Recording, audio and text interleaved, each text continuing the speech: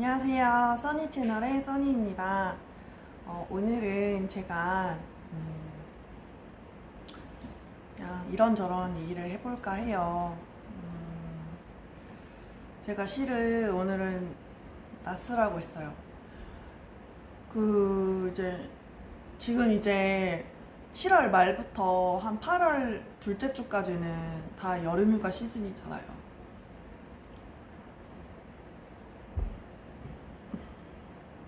원래 여름휴가 시즌에는 자영업자들이 이제 비수기예요. 왜냐? 다들 이제 산과 바다, 뭐 계곡, 해외 이런 데를 가기 때문에 비수기이긴 합니다. 그래서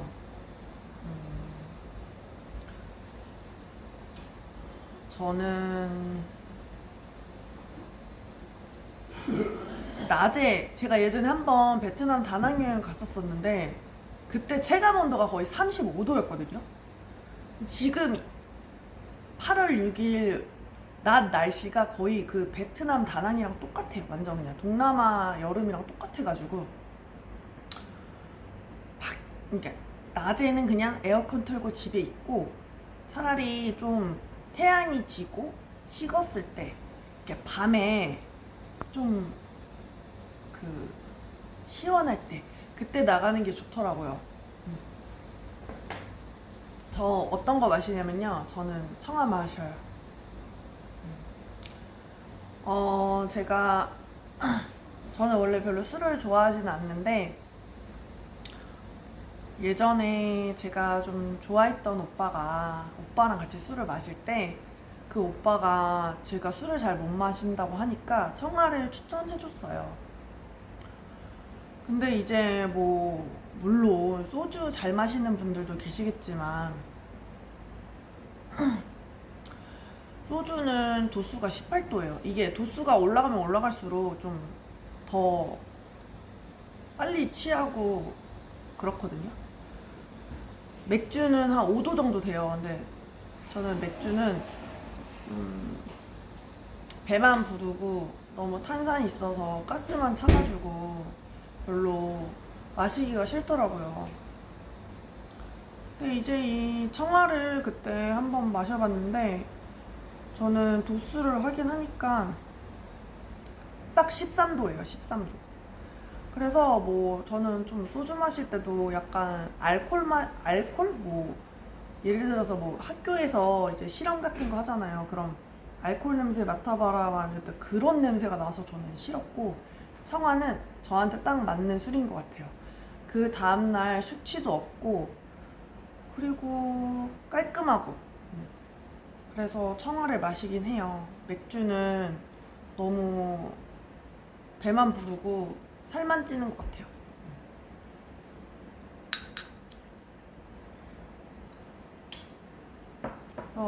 청아를 마시면서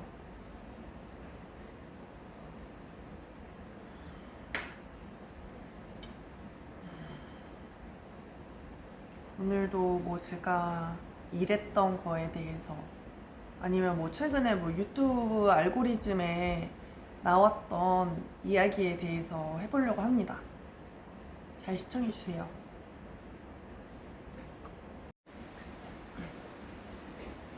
그래서 제가 예전에 좀 좋아했던 오빠는 저한테 청아를 마시라고 했어요. 근데 뭐 지금은 잘 모르겠는데 제가 이제 22살인가 3살 때부터 알게 된 그 친구가 한 명 있어요. 보라라고 있어요. 보라. 그 친구는 간호사예요.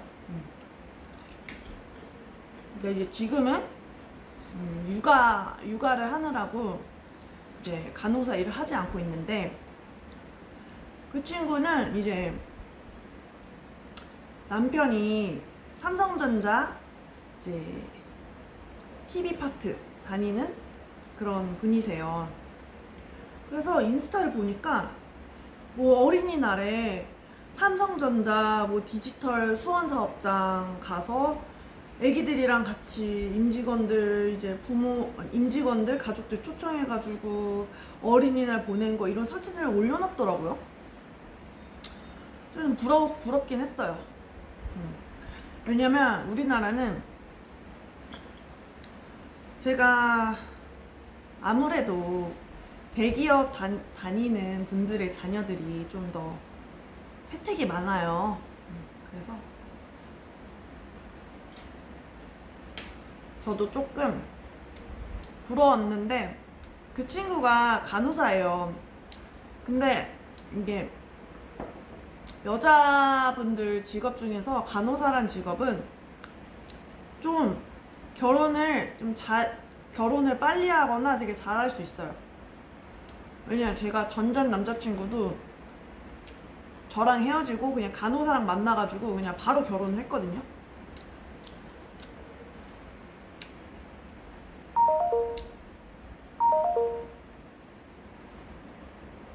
그래가지고 저도 간호대학교 공부를 해봤는데 정말 간호사 정말 공부량이 많았어요. 전 경영학과를 졸업했는데 제가 경영학과에서 4년 공부한 것보다 그 간호대학교 1학년 1학기 때 공부한 양이 더 많았어요. 너무 힘들었고 일단 결론은 결혼 시장에서 간호사란 직업은 굉장히 인기가 많다. 그래서 제 친구는 지금은 일을 안 해요. 근데 이 간호사들 그 태움 문화라고 있죠. 태움. 제가 될 때까지 탈탈탈탈 태운다라는 태움 문화가 있어요. 그것 때문에 막 자살하는 사람도 있고 그렇잖아요. 네, 앞으로는 외국인 간호사가 도입이 될 것 같아요. 왜냐하면 저도 예전에 미국 어학연수 갔었거든요. 그때 이제 저는 그래도 한국인이니까 일단 동양인이고 같은 한국어를 쓰는 사람들이랑 어울렸었어요. 근데 되게 알고 보니까 재미교포더라고요. 재미교포고 간호학과였대요. 그래서 자기는 간호사 된다고 하더라고요. 그거 보니까 근데 미국은 예를 들어서 동양인이 간호학과를 나오고 병원에 취업한다고 해도 노 아시안 이러지 않잖아요. 우리나라도 이제 그렇게 될 것 같아요. 굳이 한국인 간호사만 쓸 필요가 없다는 생각이 들어요. 저는 제가 예전에 명동에 그 피부 이렇게 미용 목적으로 갔었었는데 그때도 간호조무사가 흑인분이 한 명 계셨었어요. 근데 왜냐면 이제 명동이란 지역은 워낙 외국인들이 너무 많으니까 외국인 간호사도 채용을 하더라고요. 외국인 간호조무사 또는 간호사를 채용하더라고요. 저는 그 간호사인 친구한테 태움이 없어질 것 같냐 물어봤는데 절대 없어지지 않는데요. 근데 제가 유튜브를 찾아보니까 외국에도 태움이 있나요? 그걸 보니까 외국은 다 자기네들 살기 바쁘다. 그딴 건 없다 라고 하더라고요. 그래서 저도 이제 우리나라도 그런 태움이라는 문화, 그런 후진적인 그런 문화는 제발 없어져야 한다고 생각해요. 저는. 그딴 거는 후진국에서 하는 거 아니에요?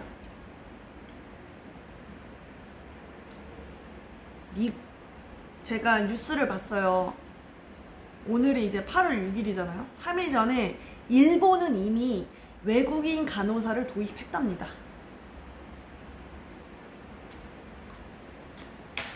그러니까 일본은 우리보다 한 수 위예요.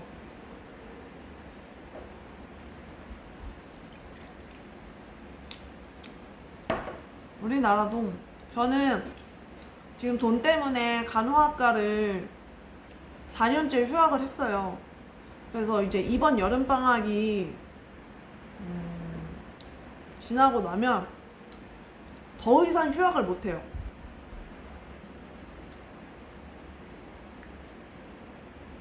그냥 아예 이제 끝. 근데 내가 좋아했던 사람들, 능력이 좋은 사람들은 다 저와 헤어지고 나서 간호사나 간호조무사를 만나더라고요. 몰라. 근데 거의 다 간호사였던 것 같아요.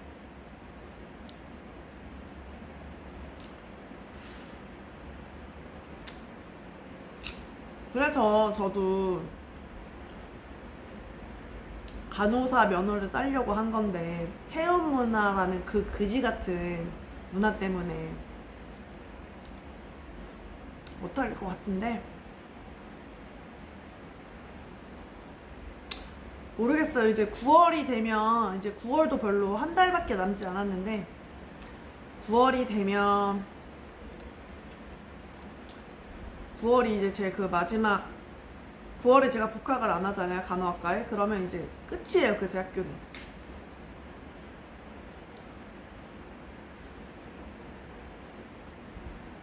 실은 제가 지금 남친도 제가 간호사 준비를 한다고 했는데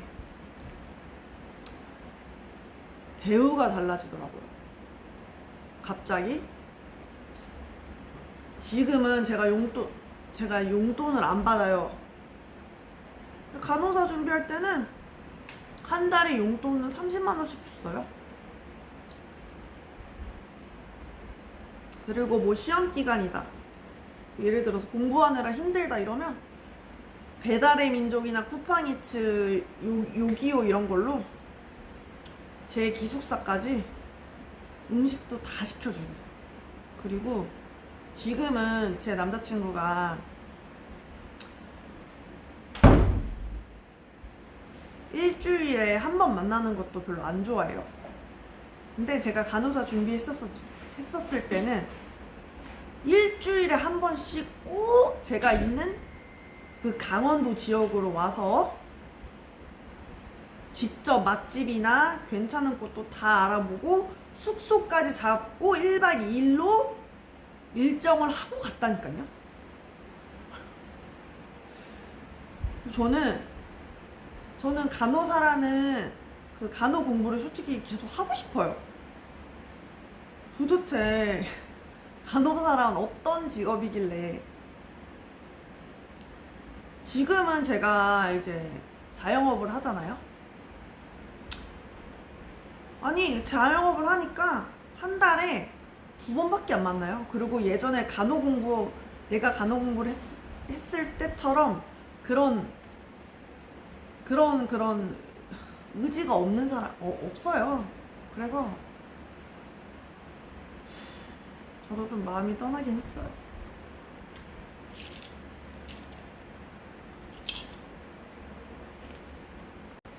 실은 제 남자친구 친남동생도 간호사랑 결혼을 했어요.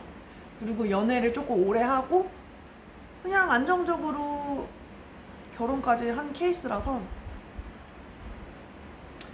결론은 간호사란 직업은 결혼을 하는데 굉장히 유리한 직업이다 라는 거예요.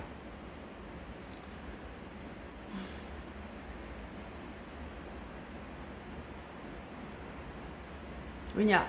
사람의 생명을 다루니까요.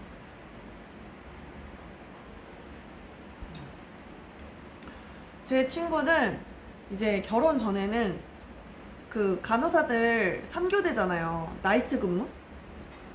그거를 하다가 이제 그 삼성전자 다니는 오빠랑 만나서 동거를 1년을 했어요. 근데 1년을 하면서 아기가 생겼어요. 네. 1년을 하면서 그 오빠네 집에서 동거를 1년을 하고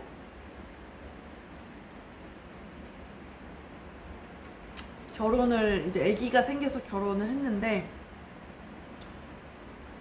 한 3년 정도는 이제 아기 보다가 그 아기가 있으면 밤에 근무를 할 수가 없잖아요. 그래서 이제 뭐 상근직, 예를 들어서 신장투석실 있죠. 그 이제 보라가 얘기를 해줬는데 신장투석을 해야 하는 사람들은 신장투석을 안 하면 죽는데요. 그래서 그거를 꼭 필수로 해야 되는데 그게 한 번 하려면 4시간이 걸린대요.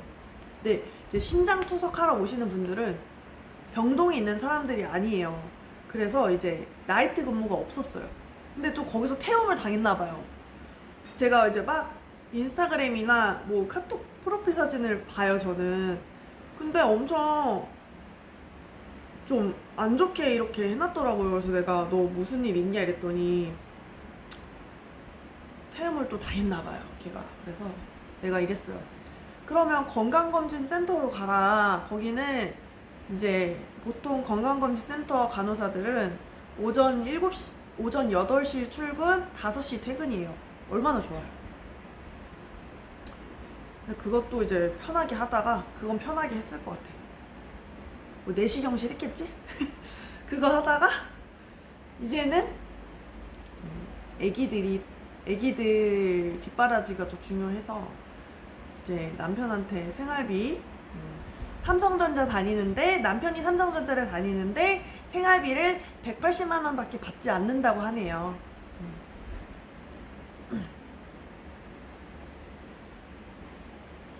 제가 예전에 그 어플 이름이 좀 골드스푼이에요.